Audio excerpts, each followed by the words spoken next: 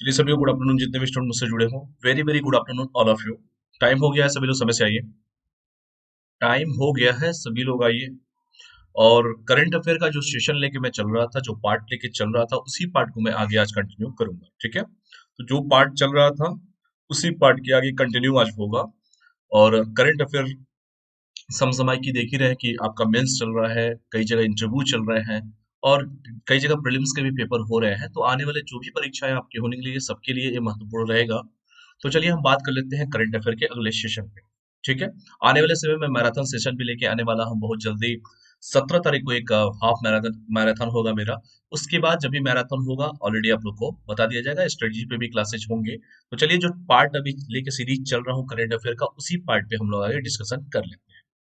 तो ये यूट्यूब का चैनल है, अनअकैडमी का latest crack UPSC CSC Hindi channel है, यूट्यूब का चैनल है, और इसी चैनल पे हम आप सबका स्वागत करते हैं। ठीक है, सभी का स्वागत है इस चैनल पे, latest crack UPSC Hindi. Top educator है, क्वालिटी कंटेंट है, ग्रेट लर्निंग एक्सपीरियंस, सब कुछ आपको यहाँ पे मिलेगा। ठीक है, जल्दी जल्दी धीरे धीरे सब लोग आइए, जल्द से जल्द, टाइम हो चुका है। अगर सब्सक्रिप्शन के बारे में बात की जाए, वैसे भी अनअकैडमी के बारे में क्या कहना है। अनअकैडमी इंडिया का लार्जेस्ट लर्निंग प्लेटफॉर्म है, जहाँ घर बैठे ही इंडिया के टॉप एजुकेटर से आप क्लास ले सकते हैं। तो डेली लाइव क्लासेज मिलेंगे। जैसे लाइव क्लास का मतलब होता है सीधा प्रसार, टू वे कम्युनिकेशन होगा। जो पढ़ाया जाएगा टॉपिक, उससे रिलेटेड कोई क्वेरी होगी तो आप कमेंट के माध्यम से हमसे पूछ भी लेंगे। स्ट्रक्चर कोर्सेज होंगे, जो कोर्स होंगे आपके स्ट्रक्चर फॉर्म में होंगे, मतलब प्रॉपर तरीके से क्लास चलेगा। अगर हिस्ट्री है तो हिस्ट्री चलेगा, ज्योग्राफी है तो ज्योग्राफी, पॉलिटी है तो पॉलिटी। जैसे ऑफलाइन क्लास चलता था, वैसे यहाँ पे ऑनलाइन क्लास आपको देखने को मिलेगा। लाइव टेस्ट एंड क्विज मिलेगा, क्योंकि टेस्ट और क्विज देके ही अपनी तैयारी को दूर कर सकते हैं, अपने आप को इवेलुएट कर सकते हैं कि वाकई में तैयारी क्या हो रही है। अगर कहीं किसी सब्जेक्ट में कमी है तो वो टेस्ट के माध्यम से ही दूर हो सकता है। इसलिए टेस्ट और क्विज की जो फैसिलिटीज है वो भी अनअकैडमी आपको प्रोवाइड कराएगी।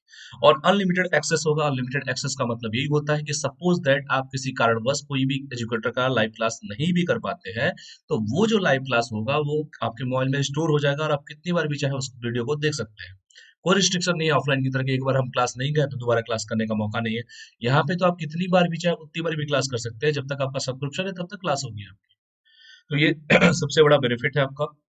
ये अनअकैडमी का ऐप है, जिसे गूगल के प्ले स्टोर से या एप्पल के प्ले स्टोर से डाउनलोड कर लीजिएगा। जिसके पास जो होगा वो डाउनलोड अपना कर लेगा। ठीक है, ये मेरे बारे में है। मैंने बीटेक कंप्यूटर साइंस से किया है, 5 ईयर का टीचिंग एक्सपीरियंस है मेरा। ऑप्शनल सब्जेक्ट मेरा हिस्ट्री है। मैं आप लोगों को हिस्ट्री, पॉलिटी और करंट अफेयर पढ़ाऊंगा। फिलहाल ये करंट अफेयर का क्लास है, 3 बजे यूट्यूब पर करंट अफेयर होता है। और 18 जनवरी से, ठीक है, आपके अनअकैडमी के ऐप पर, अनअकैडमी ऐप पर मॉडर्न हिस्ट्री का क्लास होगा। ठीक है, थर्ड लेक्चर होगा मॉडर्न हिस्ट्री का। तो मैं पहले ही अनाउंस कर देता हूँ, मॉडर्न हिस्ट्री का फिर से क्लास होने वाला है, क्योंकि 17 तारीख को अनअकैडमी ने कॉम्बैट स्टार्ट किया है 11 AM को। तो ये भी क्लास 18 जनवरी से मैं चालू करूंगा, उसी का तीसरा पार्ट स्टार्ट होगा। मतलब पहला टॉप पार्ट हो चुका था, यूरोपीय वाणिज्य कंपनियों का भारत आगमन, फिर उसके बाद आर्थिक इतिहास पढ़ाया था, आधुनिक भारत का आर्थिक इतिहास पढ़ा था। उसी के आगे का सीरीज मैं चालू करूंगा मॉडर्न हिस्ट्री का अनअकैडमी के ऐप पर। इसलिए पहले से ही आप लोग को मैं अपडेट कर देता हूँ, इस चीज को ध्यान दीजिएगा आप लोग। और ये टेलीग्राम का लिंक है, टेलीग्राम का लिंक फॉलो करते रहिए, क्योंकि कोई भी इन्फॉर्मेशन देना होता है मैं टेलीग्राम के लिंक पे पोस्ट कर देता हूँ। चाहे क्लास की टाइमिंग हो, क्लास का डेट हो, क्लास का पीडीएफ हो, सब कुछ आपको इसी टेलीग्राम पे मिल जाएगा। अनअकैडमी प्रिंस जायसवाल के नाम से टेलीग्राम का लिंक है। इंडिया के जितने भी टॉप 100 एजुकेटर हैं, वो यूपीएससी सीएससी के फील्ड के सारे एजुकेटर आपको यहाँ पे मिलेंगे। किसी भी एजुकेटर से आप क्लास ले सकते हैं, या आपके ऊपर डिपेंड करता है कि आप किस एजुकेटर से क्लास लेना चाहते हैं। हर फील्ड के महारथी यहाँ पे बैठे हुए हैं। यूपीएससी सीएससी की मैं बात करूंगा, क्योंकि मैं यूपीएससी सीएससी को ही डील करता हूँ।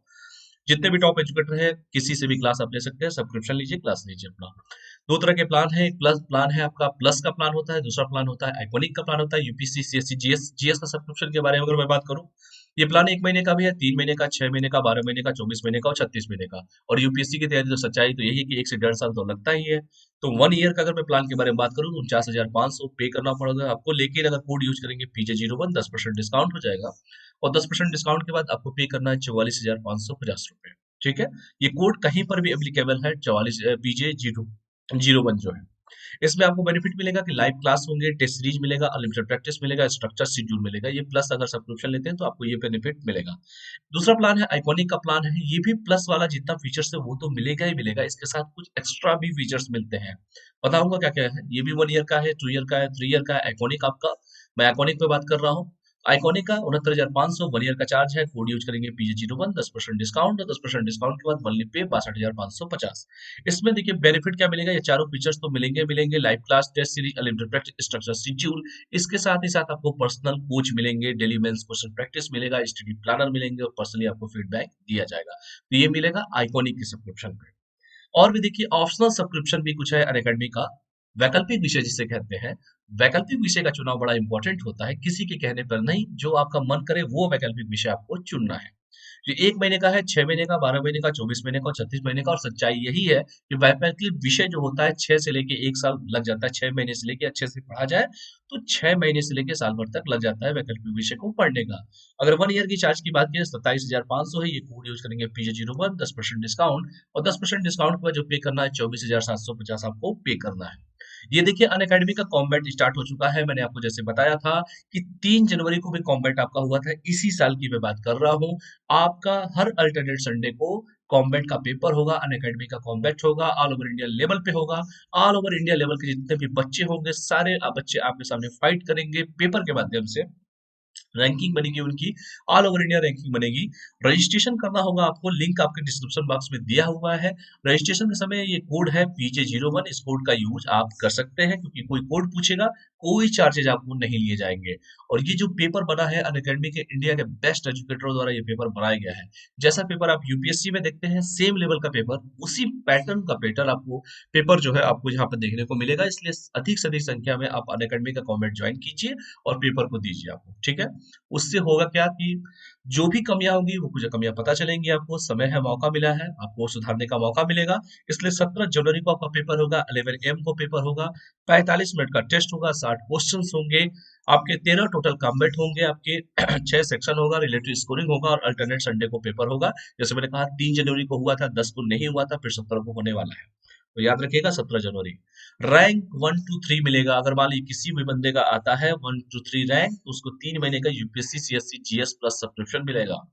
4 से लेके 150 का रैंक आता है तो 1,000 रुपए का अमेजन का वाउचर मिलेगा। तो इसको भी आप लोग जरूर से जरूर ध्यान दीजिएगा आप लोग, ठीक है। देखिए बहुत सारे बैचेज स्टार्ट हो चुके हैं अनअकैडमी के। 2020 के लिए 20 तो खत्म हो गया वैसे, 21 के लिए, 22 के लिए और 23 के लिए बहुत सारे बैचेज है। 21 में प्रीलिम्स आपका है 11 जून को, सभी को पता होना चाहिए कि 11 जून को आपका पेपर है। और बेटा बड़ा इंपॉर्टेंट है बेटा, समय कम है काम ज्यादा है, इसलिए लग जाइए, ठीक है। तो काम देखिए मकर संक्रांति भी अब खत्म हो चुकी है, इसलिए समय बचा हुआ है। जल्द से जल्द आप लोग बैच ज्वाइन कीजिए। 18 जनवरी से देखिए बहुत सारे नए बैचेज स्टार्ट हो चुके हैं।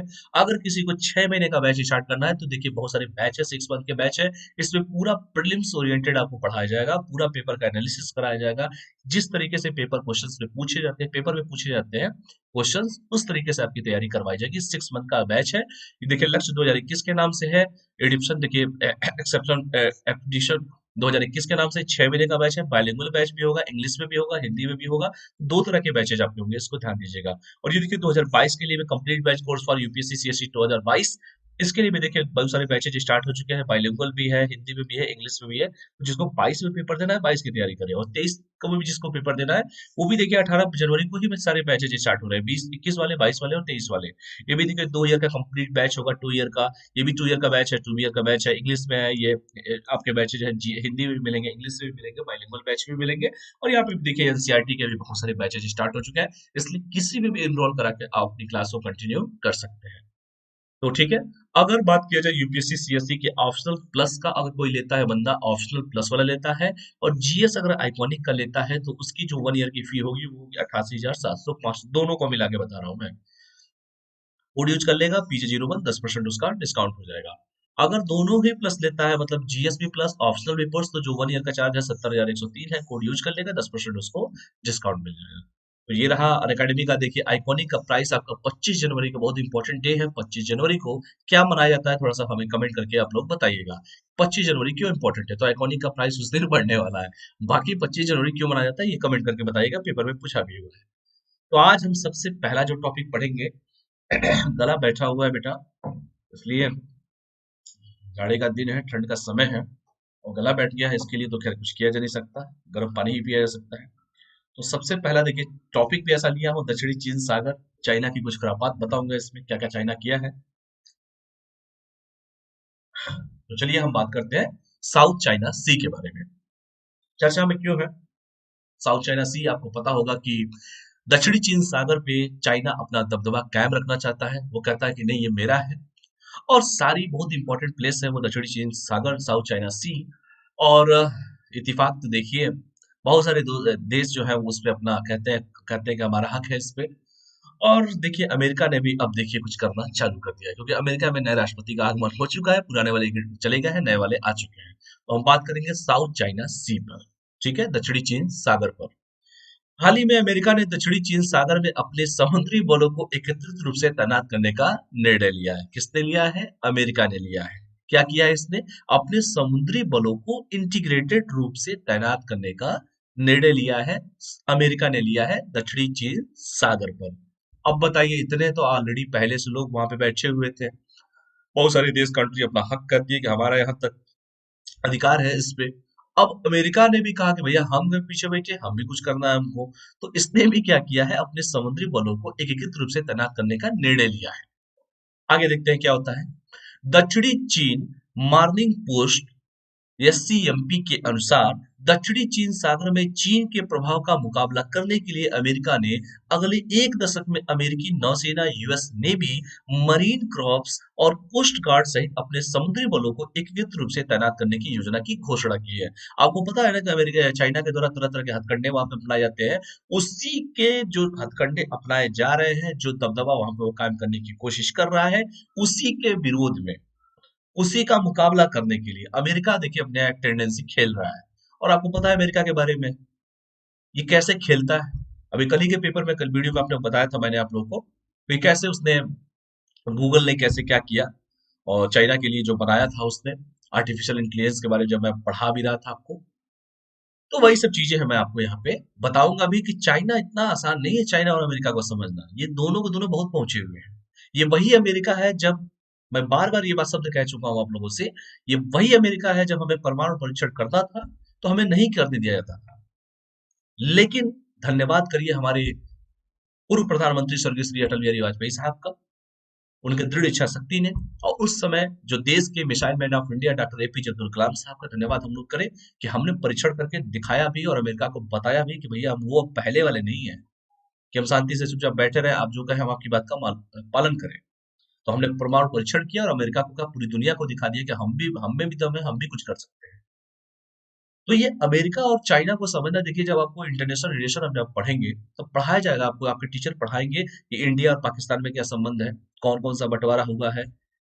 आपसे सिंधु नदी जल समझौता भी उसमें पढ़ाया जाएगा, या श्रीलंका, भारत, या किसी भी देश का, किसी देश की कूटनीति क्या चल रही है, क्योंकि मैं बार बार कहता हूँ इंटरनेशनल रिलेशन में रोज चेंजिंग होते रहते हैं।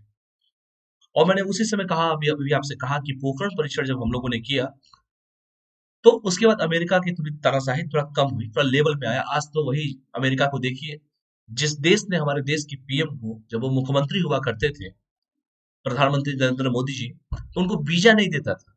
आज वही रेड कार्पेट बिछा के सबसे पहले स्वागत करने के लिए तैयार रहता है, वही अमेरिका। तो अमेरिका तो देखिए वैसे भी आपको पता है कि हर टेंडेंसी में अमेरिका बहुत अच्छा नहीं है हमारा। लेकिन जब से नए हमारे प्रधानमंत्री आए हैं, हमारा झुकाव मैक्सिमम अमेरिका की तरफ ही रहता है। और वो पूरी दुनिया पे अपनी बादशाहत कायम करने की पूरी होड़ मची रहती है, अमेरिका में और चाइना में है। तो इन चीजों को जब आप इंटरनेशनल रिलेशन पढ़ेंगे तो उन चीजों के बारे में आपको पता चलेगा कि जो नए राष्ट्रपति आए हैं, क्या हमारे लिए वो बेनिफिशियल है कि नहीं है। क्योंकि कुछ पक्षों में किसी का भी डायमेंशन कुछ भी हो सकता है, आयाम कुछ भी हो सकता है। पता नहीं वो क्या करेंगे। इमरान खान साहब भी बैठे थे पाकिस्तान में जब, तो हमें लगा कि बहुत अच्छे क्रिकेटर हैं, बहुत अच्छा काम करेंगे। लेकिन उनकी भी देखिए करतारपुर कॉरिडोर वाले केस में उनकी स्थिति क्या थी। तो ये चीजें मैं जितना आपको डिस्कशन इस पे पूरा ब्रीफ में कर रहा हूँ, ये जो भी परीक्षाएं होंगी, मैं बार बार कह रहा हूँ कि आने वाले समय में देखिए कुछ भी हो सकता है। क्योंकि इसके पहले जो नवाज शरीफ साहब थे, उनके साथ हमारे मोदी जी का क्या रिलेशन था, अब जो नए वाले हैं इमरान साहब, उनके साथ क्या रिलेशन है, या इसके पहले अमेरिका के राष्ट्रपति डोनाल्ड ट्रंप, उसके क्या रिलेशन है, रिलेशन था, कैसे था। कुछ पक्षों में वो चाइना के लिए बड़ा स्ट्रॉन्ग दृढ़ निश्चय ले लेते थे, वो चाइना के ऊपर प्रतिबंध लगा देते थे कुछ चीजों को लेके वो, और कुछ चीजों को बड़ा लिबरल होकर बात करते थे। और यही अमेरिका है, सबसे ज्यादा हथियारों का निर्यात भी करने वाले, बेचने वाले यही है। सबसे ज्यादा उन्हीं की कंपनी बेचती है, हमको भी देते हैं सब, पाकिस्तान को भी देते हैं, दोनों को लड़ाते भी है सब, मामला भी अपनी सॉर्ट आउट करते हैं सब। तो हमारा क्या जा रहा है? हमारे का पैसा जा रहा है, पैसा हमारा भी जा रहा है, उसका भी जा रहा है। पाकिस्तान से क्या कंपेयर करना है हम लोग को? वो कंपेयर करने लायक है भी नहीं। स्टार्ट वो करता है, एंडिंग हम करते हैं। तो पैसा जो है हमारा भी जाता है खराब, उनका भी पैसा बर्बाद होता है। लेकिन असली रेवेन्यू जनरेट करता कौन है? अमेरिका करता है। उसकी क्या क्रांति होती है ना, वहां पर औद्योगिकरण होता है। तो ये अंग्रेजों की चाल जो है अभी भी कायम है, और जितनी जल्दी इन चीजों को समझा जा सके वही अच्छा रहेगा। तो यही सब चीजें हैं कि अभी ऑलरेडी दक्षिणी चीन सागर पर, साउथ चाइना सी पे बहुत सारे देश अपना आधिपत्य जमाने की कोशिश तो होड़ मची ही थी। अब इसके बीच में अमेरिका भी कूद पड़ा है कि भैया देखिए, हम चाइना के मुकाबले जो है आने वाले एक दशक में देखिए हमारी जितनी भी अमेरिकी नौसेना होगी, चाहे मरीन क्रॉप्स होंगे, चाहे कोस्ट गार्ड होंगे, सहित अपने समुद्री बलों को एकीकृत रूप से तैयार करने की योजना की घोषणा कर दिया है। तो अमेरिका भी कूद गया है कि बहती नदी में, गंगा में हम भी हाथ धो लें। तो यही सब चीजें हैं, आगे बढ़ते हैं, देखते हैं और क्या क्या है। तो ये साउथ चाइना सी है। देखिए रशिया भी है यहाँ पे, चाइना भी है, वियतनाम है, मलेशिया है, ठीक है, बुर्नोई है, फिलीपींस है, ताइवान है, साउथ कोरिया है, नॉर्थ कोरिया। आपको पता है साउथ कोरिया में एक और बैठा हुआ है पागल, वो तो पूरा पागल है, आपको पता है ना। सॉरी, नॉर्थ कोरिया में, उत्तरी कोरिया में, वो छोटा वाला तमाशा जो बैठा हुआ है, उत्तरी कोरिया था, नॉर्थ कोरिया था, साउथ वाला तो ठीक है। नॉर्थ वाले की मैं बात कर रहा हूँ। वो तो पूरा पागल है, वो कब मिसाइल छोड़ दे पता भी नहीं चले, तो खैर उसकी क्या तुलना करें हम लोग। तो अभी तो दो ही बचे हुए हैं, वो भी बचा, वो भी लाइन में लगा हुआ है। इन सब चीजों को देखिएगा और देखते हैं विशेषज्ञों को क्या कहना है, वो लोग क्या कहते हैं इस बारे में। अमेरिका की यह एकीकृत ऑल डोमेन नौसैनिक शक्ति जो है, integrated all domain novel power, चीन का दक्षिणी चीन सागर में दृढ़ता से मुकाबला करेगी। ये दृढ़ता है बेटा, कुछ और मत समझना बेटा, हिंदी में कभी कभी टाइपिंग मिस्टेक हो भी जाते हैं, ह्यूमन एरर होते हैं। तो विशेषज्ञों का ऐसा मानना है, और ये विशेषज्ञ कौन है भाई लोग? इनका यही कहना है कि अमेरिका की ये जो एकीकृत ऑल डोमेन नौसैनिक शक्ति है, जितना मैंने बताया कि यूएस नेवी जो है, जितना आपको बताया मैंने इसके पहले, वो जितना भी है चीन का दक्षिणी चीन सागर में दृढ़ता से मुकाबला करेंगी। उसका फल क्या होगा? इसके अतिरिक्त कुछ दिनों पूर्व ही अमेरिका और जापान ने प्रशांत महासागर में चीन की आक्रामकता से परेशान होकर वियतनाम, फिलीपींस, मलेशिया और इंडोनेशिया जैसे देशों की नौसेनाओं और तटरक्षक बलों की क्षमता निर्माण हेतु विभिन्न प्रशिक्षण कार्यक्रमों की पेशकश की है। कि चाइना, तुम तो अकेले हो गए बेटा, हम लोग इतने हैं, अब सोच लो तुम्हारे साथ क्या होगा। तो इतने देशों को एकीकृत करके अब ये काम किया जा रहा है, चाइना को दिखाने के लिए कि बेटा तुम अकेले हो, तुम जो तनाशाह करते हो, हम लोग इतने लोग मिलकर देखो तुम्हारा क्या हाल करने वाले हैं। तो इसके अतिरिक्त जैसे मैंने कहा, कुछ ही दिनों पूर्व ऐसा हुआ है कि अमेरिका और जापान ने प्रशांत महासागर में चीन की आक्रामकता को देखकर, आक्रामकता से परेशान होकर वियतनाम, फिलीपींस, मलेशिया और इंडोनेशिया जैसे देशों की नौसेनाओं और तटरक्षक बलों की क्षमता निर्माण हेतु, भैया किसमें कितना दम है, आओ सब लोग मिलकर सही से एक्सरसाइज करें, विभिन्न प्रशिक्षण कार्यक्रम की पेशकश की है। इसके अलावा इन देशों को आधुनिक तकनीकी युक्त विभिन्न उपकरणों की हस्तांतरण की भी पेशकश की है। तो बेचेगा कौन? अमेरिका। खरीदेंगे कौन? ये देश लोग। तो एक बहाने तो वो कह रहा है कि हम लोग बादशाह कायम रखेंगे, टेंशन ना लो, सब लोग हम मिलकर प्रशिक्षण करेंगे, आधुनिक तकनीकी देंगे, लेकिन पैसा भी तो लोगे तुम, फ्री में तो दोगे नहीं। यही सब चीजें हैं, इसको देख लीजिएगा। पूरा खुल के बता दिया हूँ, ब्रीफ करके, जिस भाषा में समझाना है उस भाषा में मैंने आपको समझा दिया है, बाकी आप लोग की मर्जी। दक्षिणी चीन सागर में अवैध रूप से मछली पकड़ने से निपटने के लिए जुलाई 2020 में अमेरिका और वियतनाम ने समझौता ज्ञापन पर भी हस्ताक्षर किया था। खैर जिसको पकड़ लीजिए, मछली पकड़ना तो समझ ही रहे हैं। दक्षिणी चीन सागर जान लीजिए क्या है।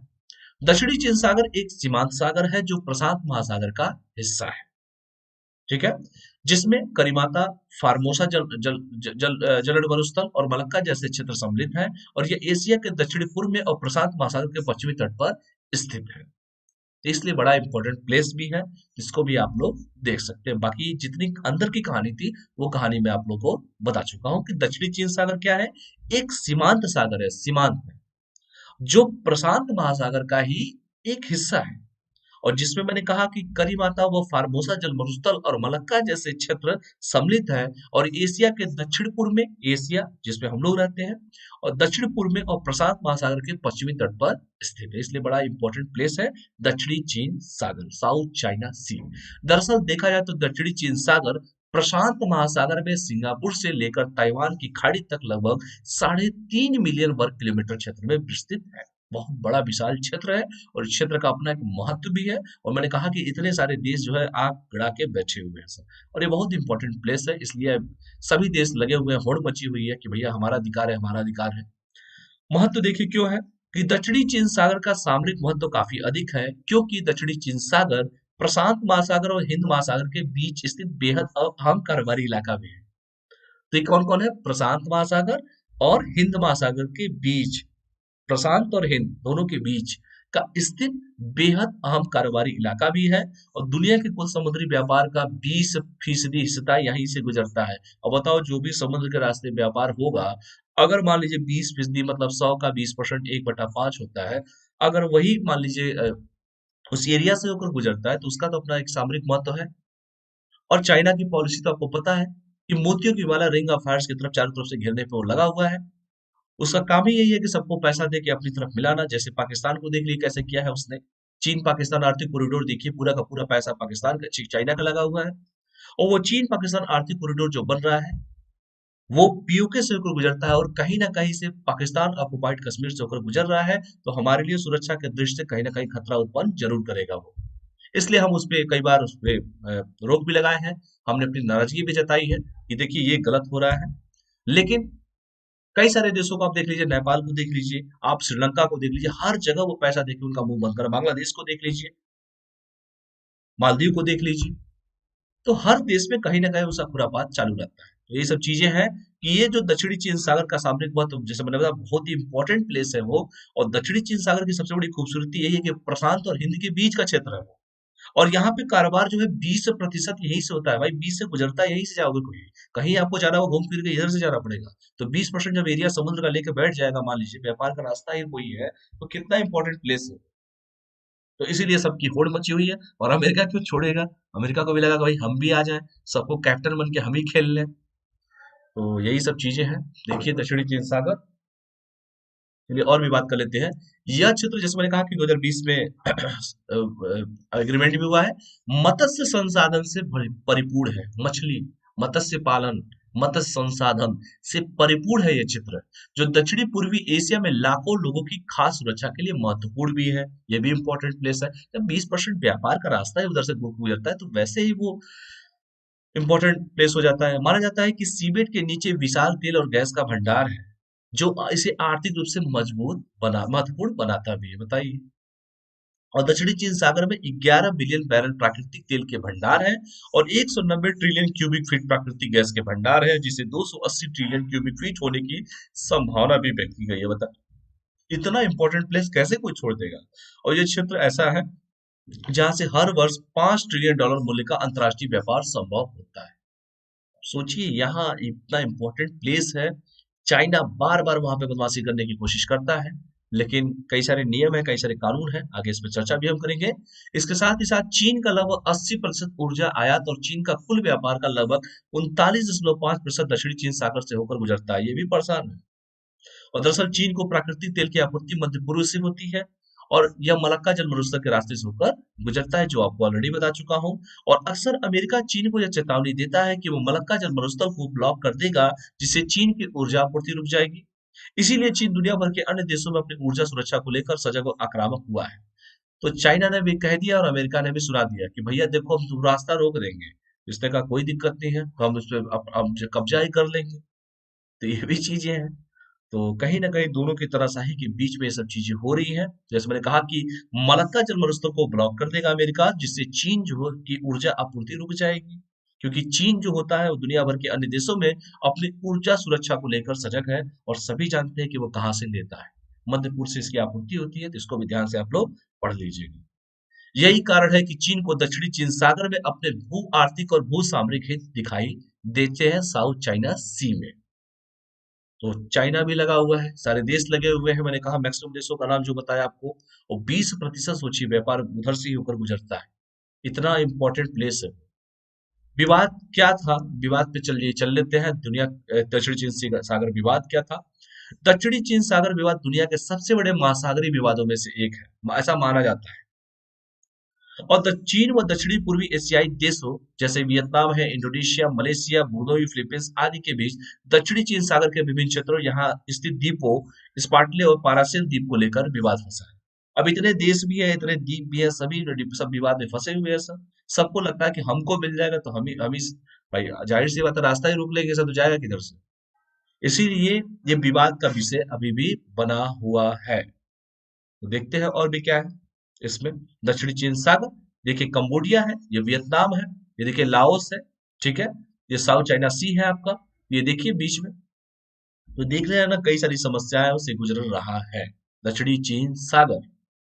और जैसे मैंने कहा कि व्यापार जो होता है 20% तो वही लेके बैठा हुआ है, उसी से होकर गुजरता भी है। और मैंने कहा कि दुनिया के सबसे बड़े महासागरीय विवाद के रूप में से एक है ये। और चीन व दक्षिणी पूर्वी एशियाई देशों जैसे मैंने वियतनाम का नाम लिया, इंडोनेशिया का लिया, इंडोनेशिया पूरे विश्व में सबसे ज्यादा मुस्लिम आबादी इंडोनेशिया में ही रहती है। Malaysia, Brunei, Philippines. चलिए मलेशिया की राजधानी आप लोग बताइए, अभी तक क्वेश्चन नहीं पूछा आप लोगों से। मलेशिया की राजधानी बताइए, मलेशिया की राजधानी क्या है?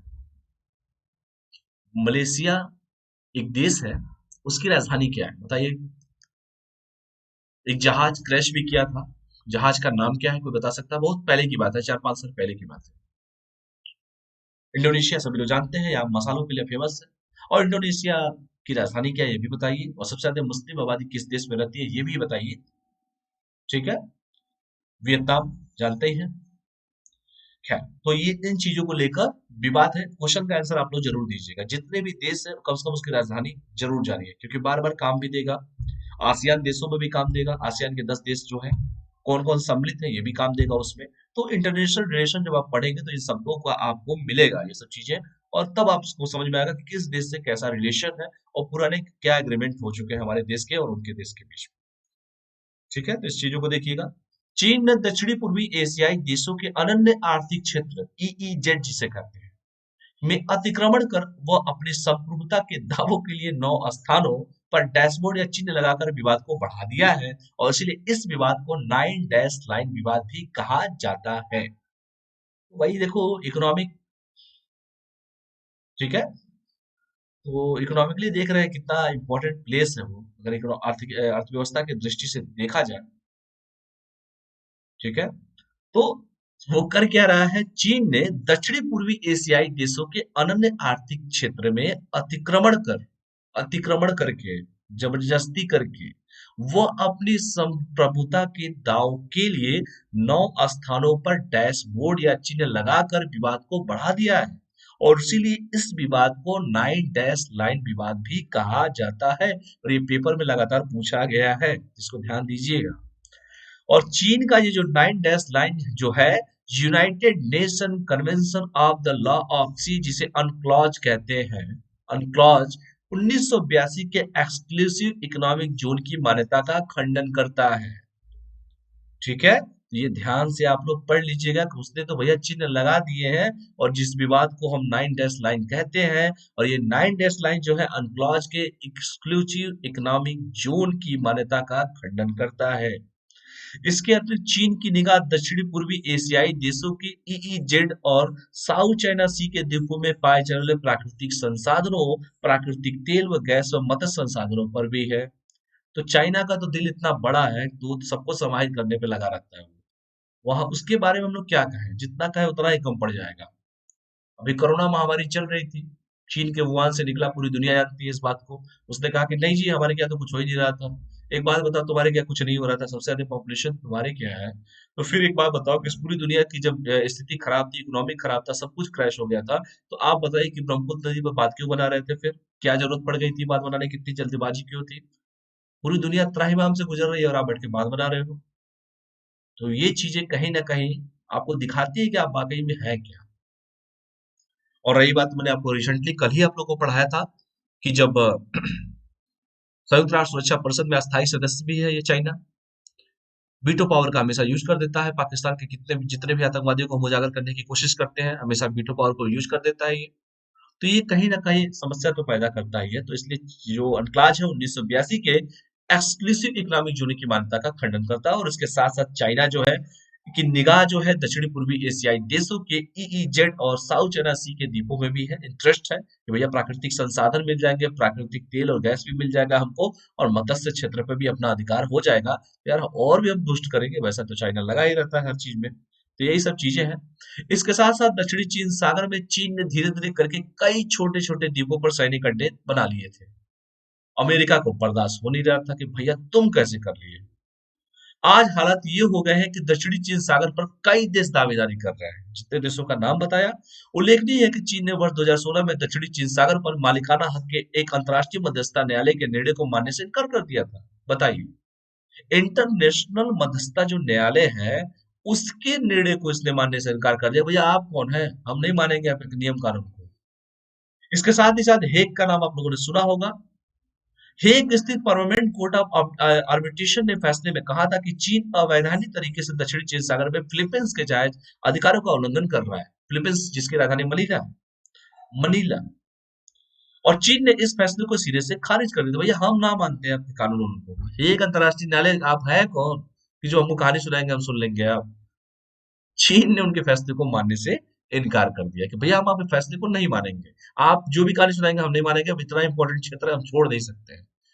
हम प्रॉमिस करते हैं लेकिन पूरा नहीं करते। तो ये चाइना का कहना, मेरा कहना नहीं है। ये सब चीजें कि 2016 में दक्षिण चीन सागर पर मालिकाना हक ने के एक अंतर्राष्ट्रीय, जैसे मैंने कहा कि मध्यस्थता न्यायालय निर्णय के मानने से इनकार कर दिया था उसने।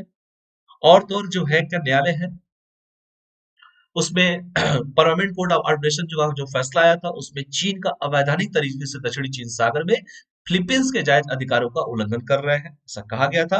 और चीन ने इस फैसले को कहा कि ना ना ना, ऐसा कुछ ना है, हम इसको सिरे से खारिज करते हुए, ये हमारा अधिकार है, इसमें आप कह रहे हैं कि नहीं है, आपकी बात को क्यों मान ले।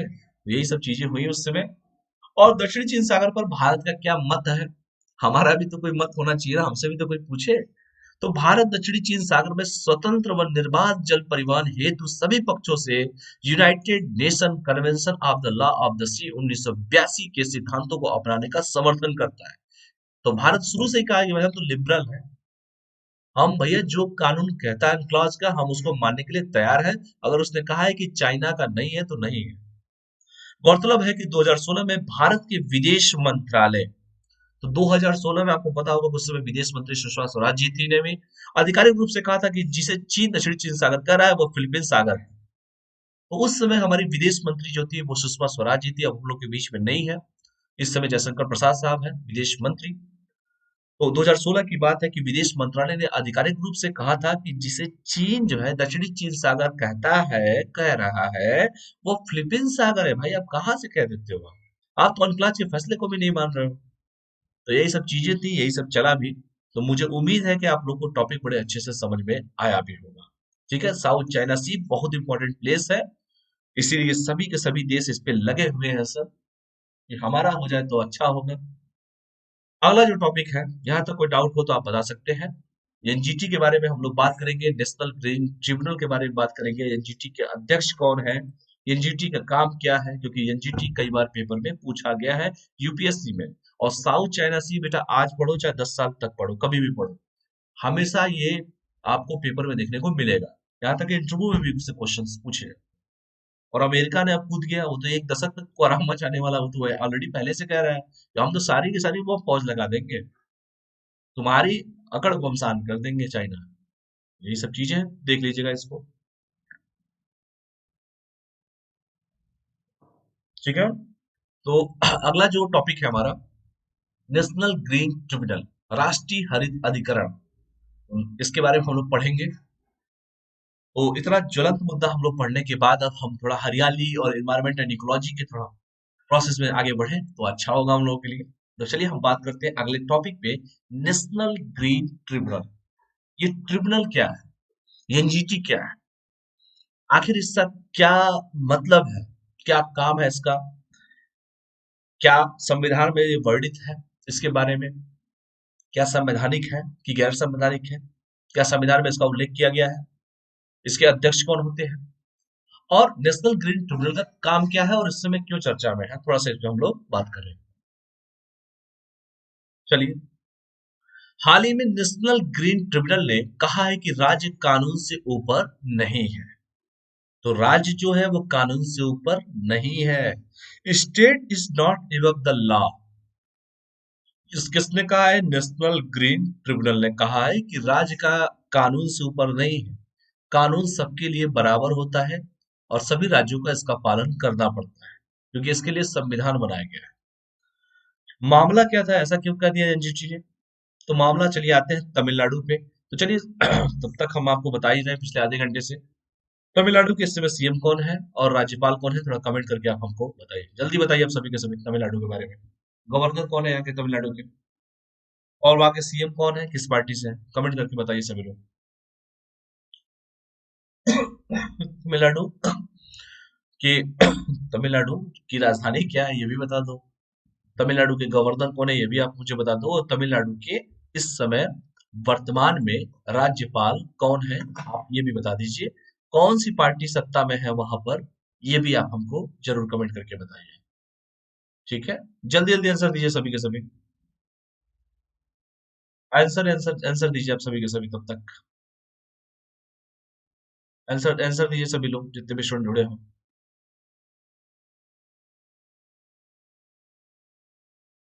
आंसर दीजिए सभी लोग जितने भी स्टूडेंट जुड़े हो, सब आंसर दीजिए आप सभी के सभी। नेशनल ग्रीन ट्रिब्यूनल ने, जैसे मैंने बताया भी आपको, तमिलनाडु के धूड़ीकुडु जगह है बेटा, जिला है बेटा, जिले में मछली landing centre, fish landing centre के निर्माण में एक संयुक्त समिति ज्वाइंट कमेटी ने में उल्लंघन पाया है। वही कमेटी ने उल्लंघन पाया है, और कहां पर पाया है? धूधुकुडी जिला में मछली लैंडिंग सेंटर के निर्माण में एक संयुक्त समिति ने उल्लंघन पाया है। अब एनजीटी तो भाई है ही बैठा हुआ, तो उसने कहा है कि, उसीलिए एनजीटी ने कहा भी है कि राज्य जो है कानून से ऊपर नहीं है सर। आगे देखते हैं क्या हुआ। एक संयुक्त समिति ने एनजीटी को प्रस्तुत रिपोर्ट में कहा है कि धूटीकुडी जिले में मत्स्य विभाग के एक मछली लैंडिंग केंद्र के निर्माण में तटीय विनियमन क्षेत्र, जिसे कोस्टल रेगुलेशन जोन कहते हैं, सीआरजेड कहते हैं, की अधिसूचना 2011 के नियमों का उल्लंघन हुआ है और इसके निर्माण में आवश्यक मंजूरी नहीं ली गई है। और बिना मंजूरी के आप काम कर लोगे वहां पे? तो भाई एनजीटी नाम की कोई संस्था है कि नहीं, कुछ है कि नहीं एनजीटी की? बस जो आप कहेंगे वही सत्य है। तो यही सब चीजें हुई है। तो बस यही मुद्दा है, इसीलिए उसने कहा है कि राज्य जो है कानून से ऊपर नहीं है, और राज्य बिना परमिशन के आप काम कैसे कर लिए, पहली बात, और वो भी आप धुड़ीकुड़ी जिले में। ये सब चीजें हैं। इस पर नेशनल ग्रीन ट्रिब्यूनल की दक्षिणी बेंच ने कहा है कि राज्य कानून से ऊपर नहीं है, यदि इसके द्वारा कार्यान्वित किसी परिणाम में उल्लंघन होते हैं तो फिर छोड़े नहीं जाओगे, बख्शे नहीं जाओगे। एनजीटी के बारे में जान लीजिए कि एनजीटी है क्या। एनजीटी नेशनल ग्रीन ट्रिब्यूनल मतलब राष्ट्रीय हरित प्राधिकरण अधिनियम 2010 द्वारा भारत में एक राष्ट्रीय हरित प्राधिकरण की स्थापना की गई थी, 2010 में की गई थी। 2010 में कई बार पेपर में पूछा, यूपीएससी ने सीधे ऐसे ही पूछा था। और यह एक विशेष पर्यावरण अदालत है जो पर्यावरण के संरक्षण और वनों का संरक्षण से संबंधित मामलों की सुनवाई करती है। यानी पर्यावरणों संरक्षण और वनों का संरक्षण से संबंधित मामलों की सुनवाई करती है एनजीटी।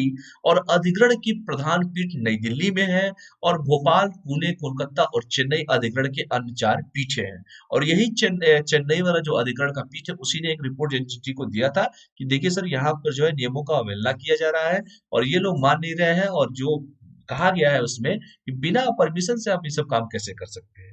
और उसने उसी पीठ ने कहा था कि सर, राज्य जो है कानून से ऊपर नहीं है। तो कानून नाम की भी कोई चीज होती है, उसकी इज्जत कीजिए आप लोग। और एनजीटी, जैसे मैंने कहा कि इसकी स्थापना 2010 में की गई थी, और यह एक विशेष पर्यावरण अदालत है जो पर्यावरण के संरक्षण और वनों के संरक्षण से संबंधित मामलों की सुनवाई करती है। अधिग्रहण की जो प्रधान पीठ है वो नई दिल्ली में स्थित है, और इसके कुछ क्षेत्रीय कार्यालय भी है, जैसे भोपाल है जो मध्य प्रदेश में पड़ता है, पुणे जो है महाराष्ट्र में पड़ता है, कोलकाता सभी लोग जानते हैं ममता बनर्जी जी का क्षेत्र है, और चेन्नई अधिग्रहण के अन्य 4 पीछे है। इसमें पूर्णकालिक अध्यक्ष के रूप में भारत के सुप्रीम कोर्ट के सेवानिवृत्त न्यायाधीश, जो सेवानिवृत्त हो जाए, सुप्रीम कोर्ट के ही रहे वो, तो सेवानिवृत्त न्यायाधीश या उच्च न्यायालय के मुख्य न्यायाधीश या न्यायिक सदस्य और विशेषज्ञ सदस्य शामिल होते हैं। तो देख लीजिए, अगर किसी को एनजीटी का अध्यक्ष बनना हो तो इतने नियम कानूनों का पालन करना पड़ेगा।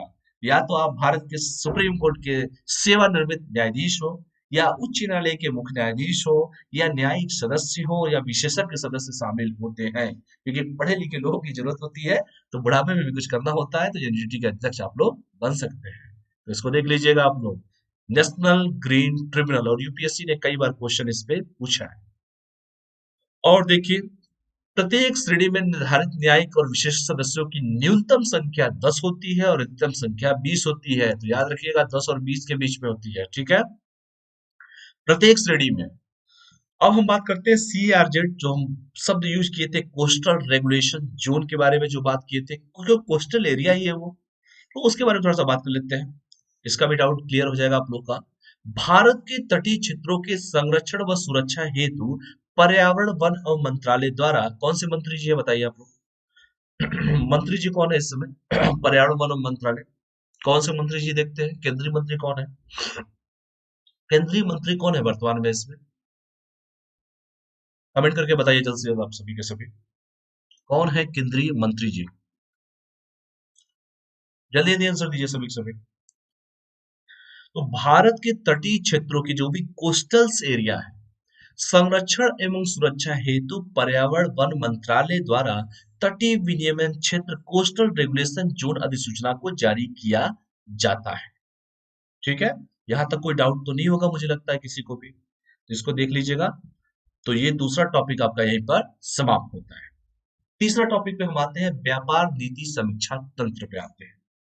बड़े अच्छे अच्छे टॉपिक का चूज किया गया है, तो थोड़ा इसके बारे में भी हम लोग बात कर लेते हैं। व्यापार तो वैसे भी जरूरी है, ट्रेड तो वैसे भी जरूरी है, ट्रेड पॉलिसी भी जरूरी है, उसकी समीक्षा भी जरूरी है। तो क्या है, क्यों है, इसके बारे में थोड़ा सा हम लोग चर्चा कर लेते हैं। यहाँ तक किसी कोई डाउट है एनजीटी से संबंधित, कोई डाउट?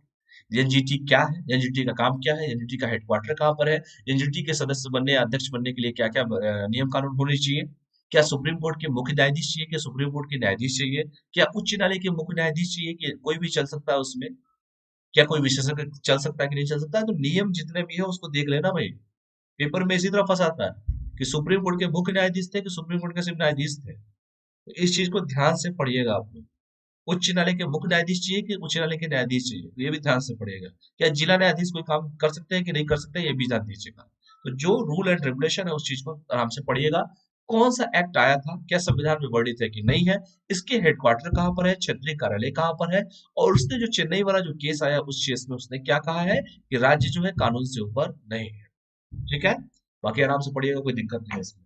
ठीक है, तो और कोई डाउट किसी को? अगला जो टॉपिक है, व्यापार नीति समीक्षा तंत्र है, थोड़ा सा इसके बारे में हम लोग पढ़ लेते हैं। हाल ही में विश्व व्यापार संगठन, जिसे डब्ल्यूटीओ कहते हैं, ठीक है, विश्व मतलब वर्ल्ड ट्रेड ऑर्गेनाइजेशन, विश्व व्यापार संगठन द्वारा जिनेवा में भारत की व्यापार नीति की 7वीं समीक्षा की गई है।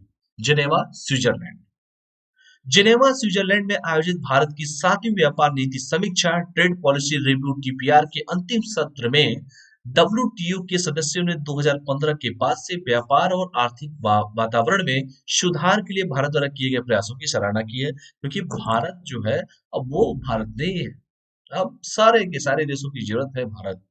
ऐसे प्रधानमंत्री हमको मिले हैं, और जैसे मैंने कहा भी कि 2014 से लेके आज तक आप देखिए, भले से कोरोना महामारी को हटा तो नहीं सकते, खैर कोरोना महामारी का बीच का दौर को देखिए, छोड़िए, लेकिन सारे देशों की निगाह भारत पे टिकी हुई है।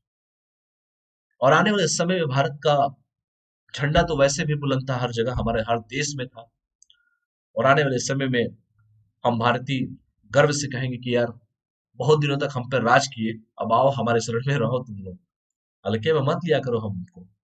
तो जेनेवा स्विट्जरलैंड में आयोजित भारत की 7वीं व्यापार समीक्षा नीति में अंतिम सत्र में डब्ल्यूटीओ के सदस्यों ने 2015 के बाद से व्यापार और आर्थिक वातावरण में सुधार के लिए भारत के कामों की प्रशंसा की। तो इन चीजों को बड़ा इंपॉर्टेंट हो जाता है यार, वर्ल्ड हेल्थ ऑर्गेनाइजेशन डब्ल्यूटीओ। और जब तक आप यूपीएससी की तैयारी, दुनिया कोई तैयारी करेंगे, डब्ल्यूटीओ डब्ल्यूटीओ आता रहेगा।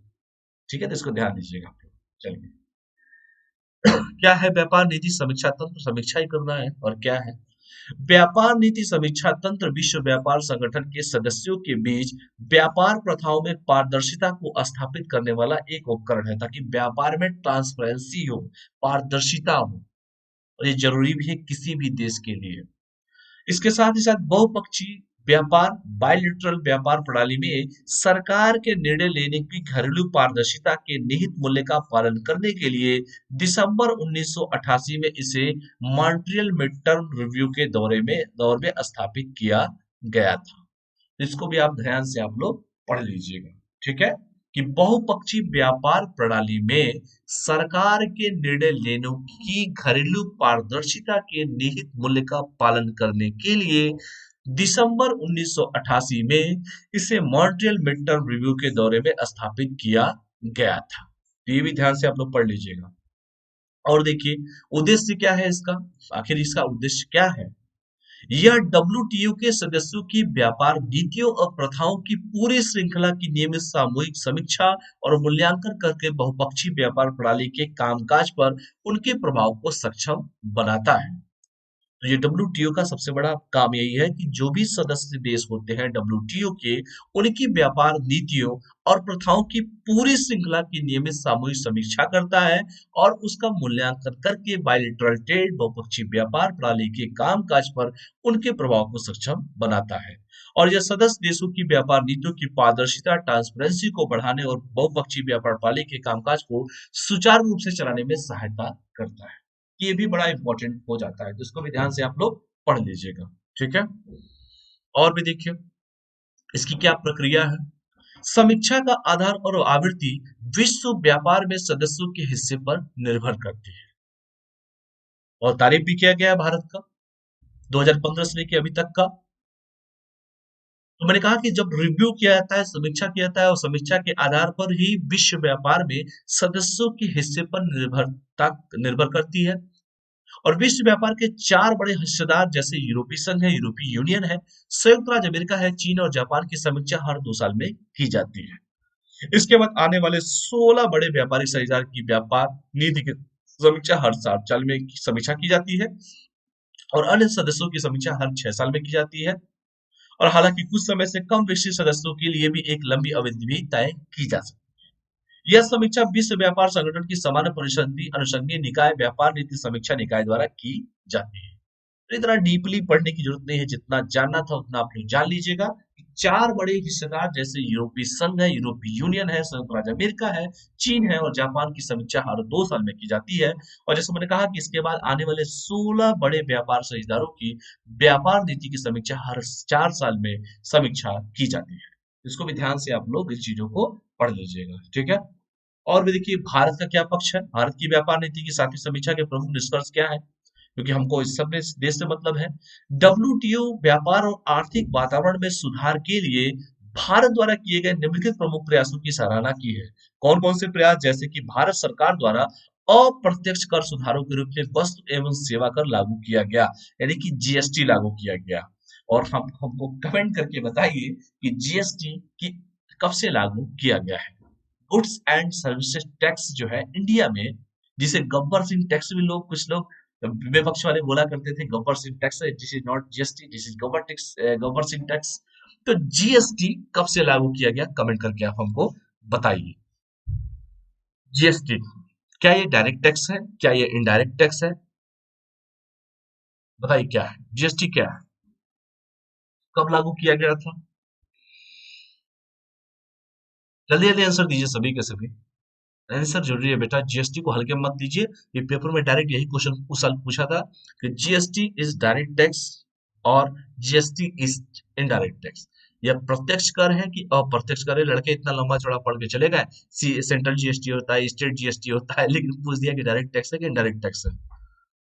बताइए आप सभी के सभी। बेटा जी जल्दी आंसर दीजिए। डब्ल्यूटीओ के व्यापार सुविधा समझौतों को लागू करवाने के संदर्भ में भारत द्वारा किए गए प्रयास भी देख लीजिए। वही सब चीजें हैं, दोबारा रिपीट हो गया है वो चीजें। जैसे कि भारत सरकार द्वारा प्रत्यक्ष विदेशी निवेश नीति और राष्ट्रीय बौद्धिक संपदा अधिकार नीति को अधिक उदार बनाया जाना, जैसे किया गया भारत सरकार के द्वारा, कई बार पढ़ा भी चुका हूं, बौद्धिक संपदा अधिकार नियम। देश में ईज ऑफ डूइंग बिजनेस के अनुकूल वातावरण तैयार करना अब भारत में हो चुका है, इसकी भी उन्होंने तारीफ की है। और ease of doing business report के संकेतकों में भारत की स्थिति में हो रहे सुधार और डब्ल्यूटीओ द्वारा भारत की प्रशंसा के साथ कुछ मामलों में चिंता भी व्यक्त की है। प्रशंसा तो इतनी सारी की थी उसने कि भैया आप ईज ऑफ डूइंग बिजनेस के माहौल जैसा माहौल होना चाहिए वैसा माहौल आप तैयार कर रहे हैं। आप जो है विदेश नीति इतना प्यारी आप कर रहे हैं, भारत सरकार द्वारा प्रत्यक्ष विदेशी निवेश नीति ला रहे हैं या राष्ट्रीय बौद्धिक संपदा अधिकार को अधिक उदार आप बना रहे हैं। आपने व्यापार के लिए अनुकूल माहौल वातावरण आपने तैयार कर दिया है। आपने डूइंग बिजनेस रिपोर्ट के संकेतकों में भारत की स्थिति को हो रहे सुधार कर रहे हैं आप, और आप वही हैं। तो इतने लंबी चौड़ी तारीफ करने के बाद कुछ हमारे ड्रॉबैक भी उसने दिखाया है, कुछ मामलों पे चिंता भी जाहिर की है। वो कौन कौन से मामले हैं, थोड़ा सा हम लोग उस पर भी प्रकाश डालते हैं। तो उसने कहा है कि भारत की व्यापार नीति में पूर्व समीक्षा के बाद से अब तक कोई विशेष परिवर्तन नहीं हुआ है।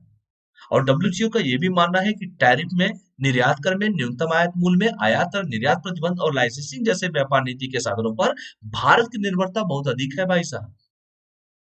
और भारत द्वारा उन्हीं साधनों का उपयोग घरेलू मांग तथा आपूर्ति संबंधी आवश्यकताओं को प्रबंधित करने, घरेलू मूल्य में व्यापक उतार चढ़ाव से अर्थव्यवस्था को बचाने के लिए किया जाता है। और इसीलिए भारत की टैरिफ दरों और व्यापार नीति के अन्य साधनों में लगातार अनिश्चितता बनी रहती है। तो उसने इन सब चीजों को दिखाया है निगेटिव में। इसको आप लोग अपने तरीके से बेटा देख लीजिएगा आप लोग, ठीक है। मुझे उम्मीद करता हूँ कि आप लोग को चीजें अच्छे से समझ में आई होंगी, ठीक है। तो कहिए तो मैं इस टॉपिक को पढ़ा दूं या कहीं तो यहीं पे रहने देता हूँ। दो टॉपिक और मेरे ख्याल से बचे होंगे, तो पढ़ा दिया जाए सी विजिल। चलिए पढ़ लीजिए। अगला टॉपिक है आपका सी विजिल। सी मतलब समुद्र होता है और विजिल मतलब विजिल होता है। समुद्र रक्षा अभ्यास को सी विजिल कहते हैं। सी विजिल पे हम लोग थोड़ा सा चर्चा करते हैं। वैसे भी इंटरनेशनल रिलेशन पढ़ ही रहे हैं, साउथ चाइना सी पढ़ा ही गया है, तो इसको भी पढ़ के खत्म ही कर देते हैं, ठीक है। तो समुद्री रक्षा अभ्यास सी विजिल पढ़ते हैं।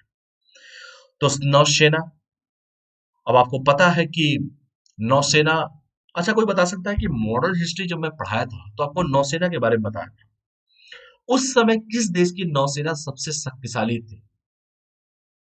वो बताया था मैंने, पुर्तगाली, डच, अंग्रेज और फ्रांसीसी जब पढ़ाया था तो बताया था कि फ्रांस और अंग्रेजों में लड़ाई होती है, क्योंकि अंग्रेजी नौसेना जो थी, लंदन वाली नौसेना थी, बहुत ही तगड़ी थी, उनकी नौसेना बहुत जबरदस्त थी, स्ट्रांग थी।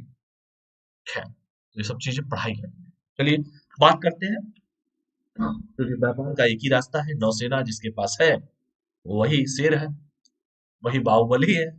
चलिए, भारतीय नौसेना सबसे बड़े समुद्री रक्षा अभ्यास सी विजिल 21 के दूसरे संस्करण का समन्वय करेगी। कौन करेगा? भारतीय नौसेना। मुझे गर्व है भारतीय नौसेना पे। तो भारतीय नौसेना जो है सबसे बड़े समुद्री रक्षा अभ्यास सी विजिल 21 के दूसरे संस्करण का समन्वय करेगी। तो सी विजिल क्या है, पढ़ लेते हैं, क्या दिक्कत है, पेपर में पूछता भी है। सी विजिल हर दूसरे साल होने आयोजित किए जाने वाला भारत का सबसे बड़ा समुद्री रक्षा अभ्यास है। हर दूसरे साल होता है और ये आयोजित होने वाला भारत का सबसे बड़ा समुद्री रक्षा अभ्यास है। और इस अभ्यास में देश के समुद्र के तटवर्ती क्षेत्रों में मौजूद 13 राज्य और केंद्र शासित प्रदेश, मत्स्य पालन करने वाले तटवर्ती इलाकों में रहने वाले समुदाय भी इसमें शामिल होते हैं। क्योंकि समुद्र की बात है, नौसेना कहाँ घूमेगी? उत्तर प्रदेश में तो घूमेगी नहीं, जहां समुद्र है वही घूमेगी ये। कि मध्य प्रदेश में घूमेगी, कि राजस्थान में घूमेगी, कि हरियाणा में घूमेगी? क्या यहाँ घूमेगी? नहीं भाई, जहां समुद्र होगी वहां घूमेगी ना।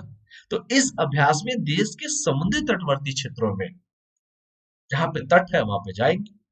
मौजूदा 13 राज्य और केंद्र शासित प्रदेश और मत्स्य पालन करने वाले तटवर्ती इलाकों में रहने वाले समुदाय भी शामिल हो सकते हैं, होते हैं इसमें सी विजिल में। और ये भारतीय नौसेना द्वारा हर दूसरे साल पे किया जाता है। और सी विजिल जैसे मैंने कहा कि हर दूसरे साल आयोजित होने वाला, आयोजित किया जाने वाला भारत का सबसे बड़ा समुद्री रक्षा अभ्यास है। इसको ध्यान से देख लीजिएगा आप लोग, ठीक है। और भी देखिए, दूसरे संस्करण का आयोजन होगा 12 से 13 जनवरी 2021 को किया जाएगा। अब तो हो चुका है, तो मैंने कहा बता भी दूं आपको। और समुद्री रक्षा अभ्यास के पहले संस्करण का आयोजन जनवरी 2019 में हुआ था। इस समुद्री रक्षा अभ्यास के दूसरे संस्करण का समन्वय भारतीय नौसेना द्वारा किया जाएगा, जो ऑलरेडी सब बता चुका हूँ, शब्दों का खेल है बस। तो क्योंकि हर 2 साल पे होती है, तो 19 में हुआ था तो अब 21 में होगा, तो 21 में इसी साल हुआ है, 12-13 जनवरी को हुआ है।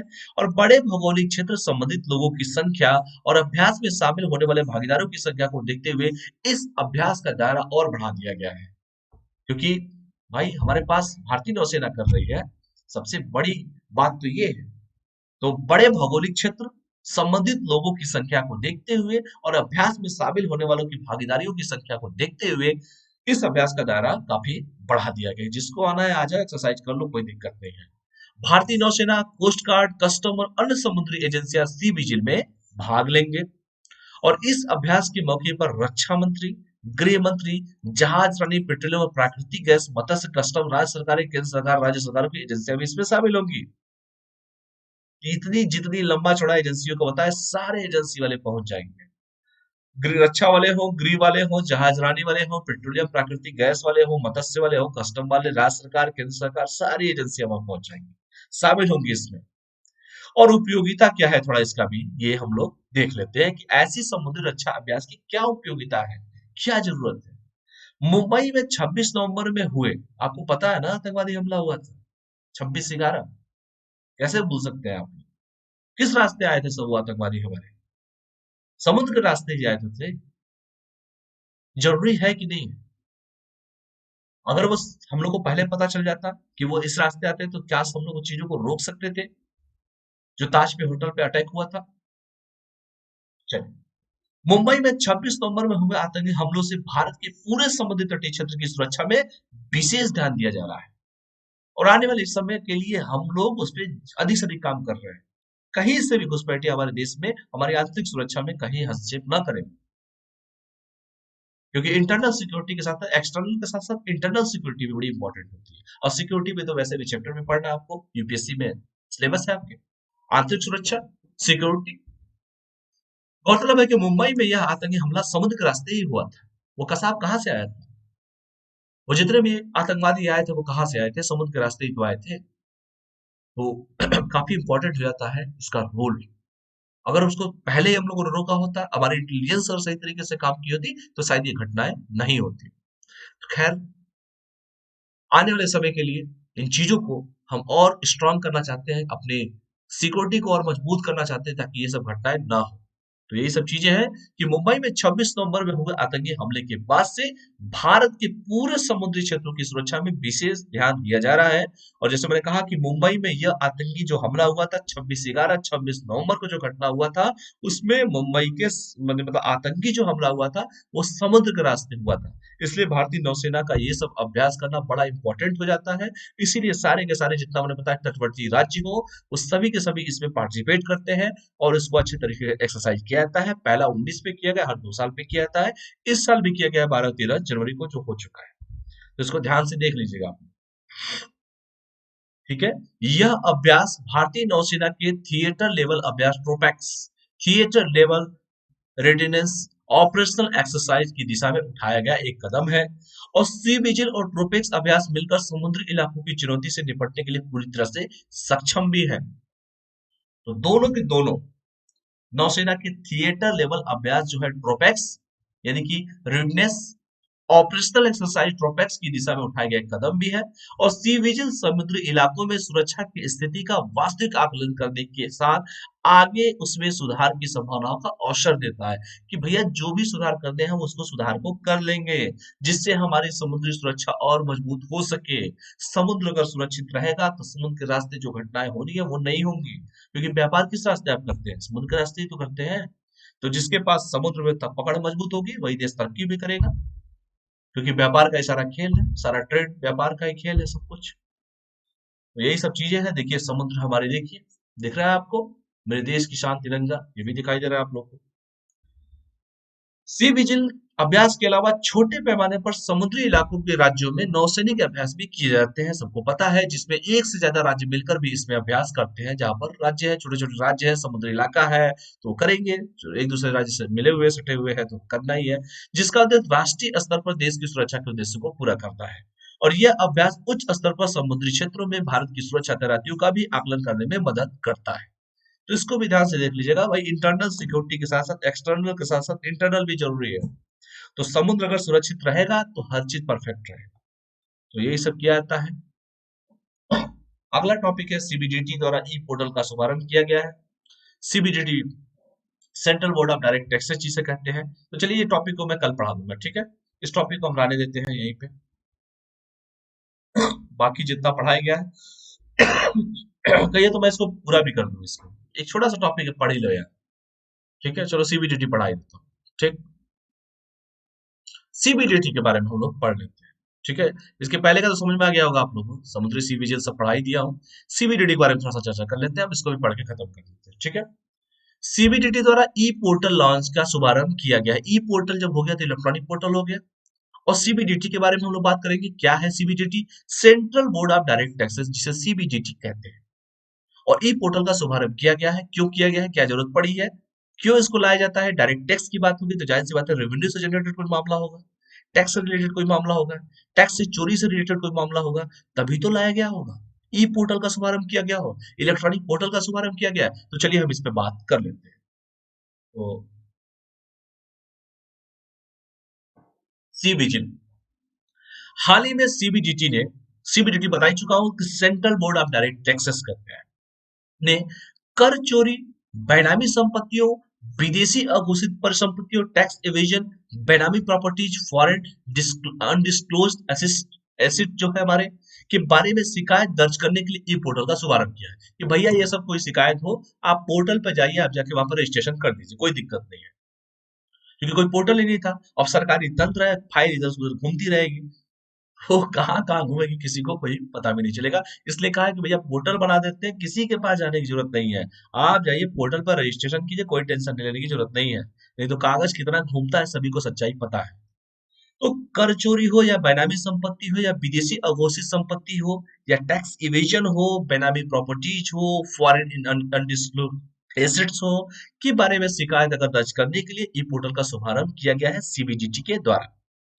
और सीबीडीटी क्या है? केंद्रीय प्रत्यक्ष कर बोर्ड, जिसका नाम है CBDT, central board of direct taxes, ने कर चोर मतलब टैक्स इविजन, विदेशी अघोषित परिसंपत्तियों और बेनामी संपत्तियों के संबंध में शिकायतों को प्राप्त करने व उन पर कार्रवाई करने हेतु आयकर विभाग की ई फाइलिंग वेबसाइट, जिसका नाम है ई पोर्टल, शुभारंभ किया है। तो सीबीडीटी करने का बस मतलब यही है कि भैया ये सब चीजें हैं, और सभी लोग जानते हैं कि चोरी कैसे होती है, टैक्स की चोरी क्या होती है, बेनामी संपत्ति क्या होता है, विदेशी अघोषित परिसंपत्ति क्या होती है। अगर इसके बारे में आपको शिकायत करना है तो आप जाके पोर्टल पर शिकायत करिए डायरेक्ट आप। तो सीबीडीटी ने कहा भी है कि इस संबंध में शिकायतों को प्राप्त करने और उन पर कार्रवाई करने हेतु जो आयकर विभाग की जो ई फाइलिंग वेबसाइट है, उस पर ई पोर्टल का शुभारंभ किया गया है। तो टेंशन नहीं लेना है, आप जाइए और उस पर रिपोर्ट कीजिए। बाकी सीबीडीटी को जो करना होगा वो करेगा, central board of direct taxes, CBDT. तो इसको ध्यान से पढ़िएगा। आयकर विभाग की ई फाइलिंग वेबसाइट पर आम नागरिक एक लिंक के माध्यम से कर चोरी, अघोषित विदेशी संपत्ति और बेनामी संपत्ति के संबंध में शिकायत दर्ज कर सकते हैं। तो लिंक रहेगा, लिंक पे जाएंगे, रजिस्ट्रेशन करेंगे, जो भी बताना होगा, इन्फॉर्मेशन देना होगा आप दे देंगे, जो जो भी आपको बताना होगा, किसी की शिकायत करनी होगी तो उस पे जाकर आप लोग आराम से कर सकते हैं। किसी भी अधिकारी के चक्कर में पड़ने की जरूरत नहीं है। तो कागज क्या होता है, इधर से उधर सर्कुलेट ही होता रहता है, पता नहीं कब क्या उसका होगा, पता भी नहीं चलेगा। शिकायत दर्ज करने के लिए इस सुविधा का उपयोग मौजूदा पैन आधार कार्ड धारकों के साथ साथ ऐसे व्यक्ति भी कर सकते हैं जिनके पास पैन आधार कार्ड नहीं है। कोई दिक्कत नहीं है, मत दीजिए अपना डॉक्यूमेंट, करिए किसी के ऊपर जो करना है आपको। उल्लेखनीय है कि सीबीडीटी ने हाल के वर्षों में प्रत्यक्ष करों में कई प्रमुख या बड़े कर सुधार लागू किए हैं और कर सुधारों के तक टैक्स की दरों में कमी करने और प्रत्यक्ष कर कानूनों के सरलीकरण पर फोकस कर रहा है कि कानून सरल बने, सरलीकृत रूप में हो, ताकि आम आदमी उन चीजों को अच्छे से समझ सके। और भारत में कानून तो इतने हैं कि आप समझ ही सकते हैं कि आम आदमी समझ भी पा रहा है कि नहीं समझ पा रहा, आप जान ही रहे हैं, वकील के सिवा कोई समझ भी ना पाता है। तो ये सब चीजें भी हैं, बड़ी बड़ी घटनाएं, क्या कर सकते हैं। तो जैसे मैंने कहा कि सीबीडीटी ने हाल के वर्षों में डायरेक्ट टैक्सों मतलब प्रत्यक्ष करों में कई प्रमुख या बड़े सुधार लागू किए हैं और कर सुधारों के तहत टैक्स की दरों में कमी करने और प्रत्यक्ष कर कानूनों के सरलीकरण पर फोकस कर रहा है वो, कि भैया टैक्स ऐसा बनाया जाए जिससे आम आदमी उन चीजों को भर सके। और आयकर विभाग के कामकाज में दक्षता और पारदर्शिता लाने के लिए, ट्रांसपेरेंसी आयकर विभाग में भी लाने के लिए सीबीडीटी द्वारा कई पहल की गई है। तो उद्देश्य भी देख लेते हैं क्या है, बस समझ सकते हैं आप लोग। इस पोर्टल का उद्देश्य कर चोरी को रोकने के लिए ई गवर्नेंस पढ़ाया भी जाएगा, सिलेबस में भी है। शासन, अभिशासन, गवर्नेंस, ये सब आपके सिलेबस में है। सिक्योरिटी भी है, गवर्नेंस भी है, सब आपके सिक्योरिटी सिलेबस में पढ़ा हुआ है, तो आप लोग पढ़ेंगे खुद, पढ़ाया भी जाएगा आपको। टॉमेट का एक विषय ही है ई गवर्नेंस, गवर्नेंस अभिशासन, अभिशासन से क्या तात्पर्य है, सब पढ़ाया जाएगा आपको। तो इस पोर्टल का उद्देश्य कर चोरी को रोकने के लिए ई गवर्नेंस की ओर एक और कदम बढ़ाते हुए इस दिशा में नागरिकों के हितधारक के रूप में भागीदारी को प्रोत्साहित करना है। तो देखते हैं क्या होता है। आयकर विभाग सभी लोग जानते भी है कि आयकर विभाग भारत सरकार का प्रत्यक्ष कर संग्रह करने वाला एक विभाग है, एक डिपार्टमेंट है, और यह वित्त मंत्रालय के राजस्व विभाग के अधीन कार्य करता है। वित्त मंत्रालय, बताइए वित्त मंत्री कौन है इस समय, और वित्त राज्य मंत्री कौन है इस समय, दोनों को बताइए। वित्त राज्य मंत्री तो दिल्ली चुनाव के समय बड़े हाईलाइट भी हुए थे, ये हिमाचल प्रदेश से आते हैं और वित्त राज्य मंत्री हैं, जिनका नाम आप बताना चाहते हैं तो बता सकते हैं आप लोग। तो आयकर विभाग जो है भारत सरकार का प्रत्यक्ष कर संग्रह करने वाला एक डिपार्टमेंट है, और यह वित्त मंत्रालय के राजस्व विभाग के अधीन कार्य करता है। तो इसको भी आप लोगों ने जाना कि आयकर विभाग किसे कहते हैं, और आयकर विभाग को केंद्रीय प्रत्यक्ष कर बोर्ड द्वारा शासित किया जाता है, यानी कि सीबीडीटी द्वारा शासित किया जाता है। आयकर विभाग की मुख्य जिम्मेदारी विभिन्न प्रत्यक्ष कर कानूनों को लागू करना है, और इनमें सबसे महत्वपूर्ण है आयकर अधिनियम 1961 है, और इसके अतिरिक्त यह बेनामी लेन देन निषेध अधिनियम 1988 और काला धन अधिनियम 2015 जैसे अन्य आर्थिक कानूनों को भी लागू करता है। काला धन वाला जो बाबा जी लेके आने वाले थे, रामदेव बाबा जी, अभी तक नहीं लाए हैं, क्या कर सकते हैं। मोदी जी भी लाने वाले थे, नहीं लाए, क्या कर सकते हैं। खैर, इसमें मैं कुछ कहूंगा नहीं, समझदार है आप। सीबीडीटी, जैसे मैंने बताया है सीबीडीटी के बारे में, कि आयकर विभाग की सहायता से सीबीडीटी प्रत्यक्ष करों से संबंधित नीतियों, कानूनों, योजनाओं आदि को प्रशासित करता है। ये सब चीजें बता ही चुका हूँ। The central board of direct taxes CBDT सत्य में हो जाते हैं, देखिए लिखा भी है। और भारत सरकार के वित्त मंत्रालय के राजस्व विभाग के अधीन केंद्रीय राजस्व बोर्ड अधिनियम 1963 के तहत वर्ष 1963 में दो संस्थाओं का गठन किया गया था। एक था सीबीडीटी, केंद्रीय प्रत्यक्ष कर बोर्ड, तथा केंद्रीय उत्पाद शुल्क और सीमा शुल्क बोर्ड, जिसे central board of excise and customs के नाम से जानते हैं। तो 1963 में दो संस्थाओं का गठन किया गया था, राजस्व विभाग के अधीन किया गया था, वित्त मंत्रालय के राजस्व विभाग के अधीन केंद्रीय राजस्व बोर्ड अधिनियम 1963 के तहत दो संस्थाओं का गठन किया गया था। और सीबीडीटी एक सांविधिक निकाय है, ये भी पेपर में पूछता है, सांविधिक निकाय है।